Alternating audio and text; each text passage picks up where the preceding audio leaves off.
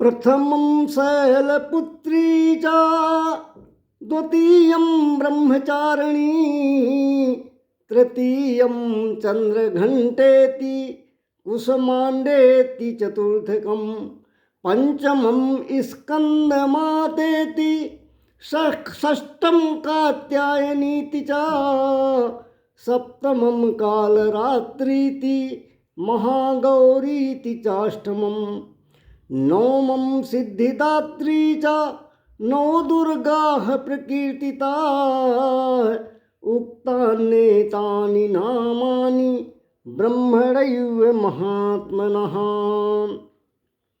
भक्तों, भागवत जी की कथा में आगे चलते हैं। जड़ भरत जी को उनके पिताजी ने बहुत पढ़ाने का प्रयास किया। 108 बार गायत्री मंत्र पढ़ाए और जब पूछा बेटा याद कर लिया तो भरत जी बोले, पिताजी मैंने देखा कि इस छेद में, इस बिल में अभी तक 9,999 चींटियाँ प्रवेश कर चुकी हैं। भरत जी के पिता ने माथा ठोंक लिया कि अरे ये तो बड़ा मूर्ख है। इसलिए उन्होंने उनका नाम जड़ भरत रख दिया।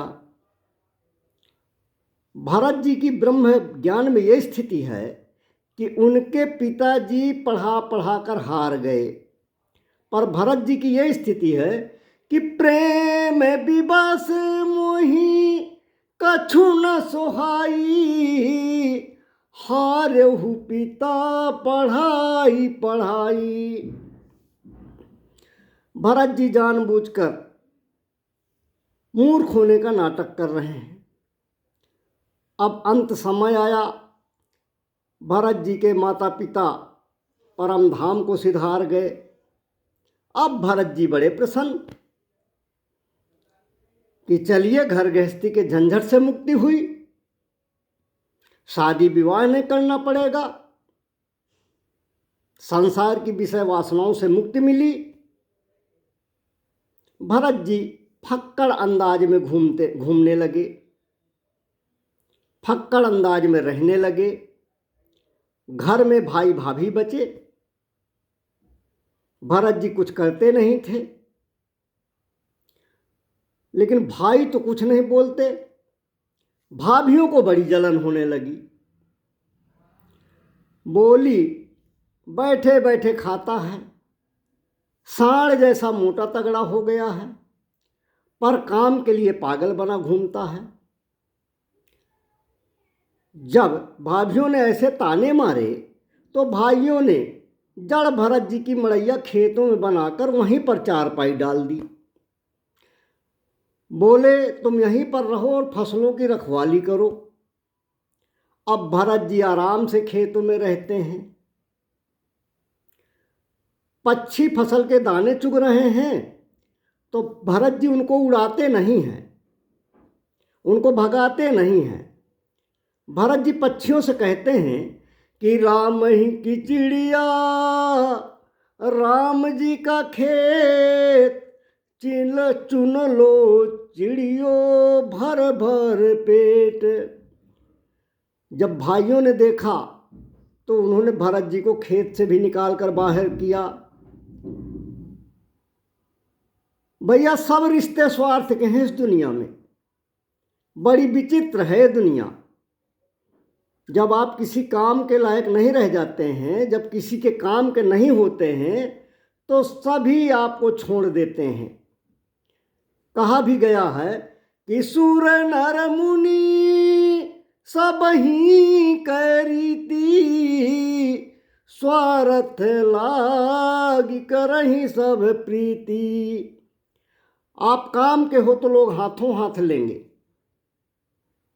काम के नहीं हो तो उठाकर बाहर फेंक देंगे, कोई भी याद नहीं करेगा। अब भरत जी जंगलों में इधर उधर घूमने लगे। एक दिन डकैतों के सरदार ने अपने डकैत के सदस्यों से कहा, अपने गिरोह के सदस्यों से कहा कि मैंने संकल्प किया था कि यदि मेरे बेटा होगा तो मैं देवी माँ को नर बलि दूंगा।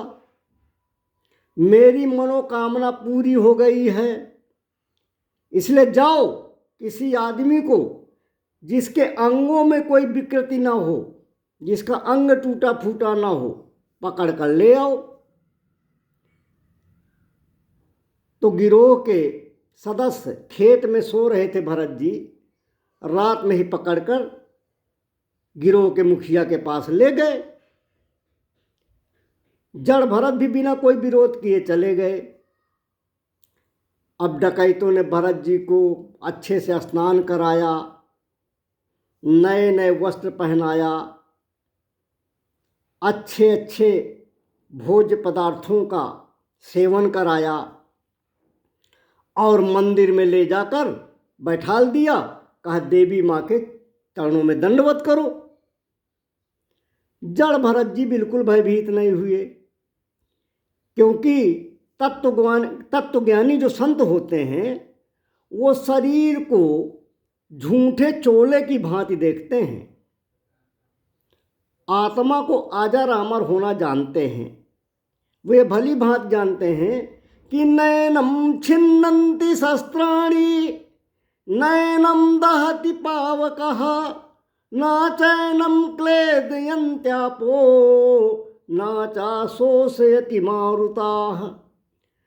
अब जड़ भरत ने मैया के चरणों में सिर झुकाया और माता रानी भद्रकाली जी के चरणों में बड़े आराम से बैठ गए।